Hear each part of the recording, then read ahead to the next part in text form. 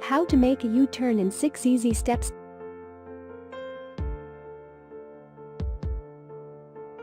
Taking a U-turn is an important driving maneuver that a driver must know.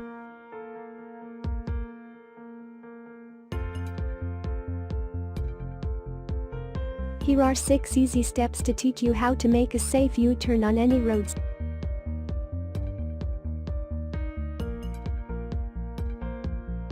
Step 1. Use proper lane changing techniques to merge into the left way. Step 2. Merge into the turning lane to the far left and continue to keep your left turn signal on. Don't be in a rush, wait for the oncoming vehicles to pass.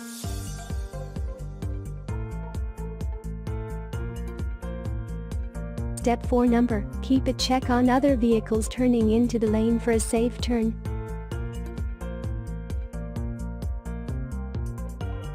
Step 5. Turn your vehicle into the left and drive into the closest possible lane.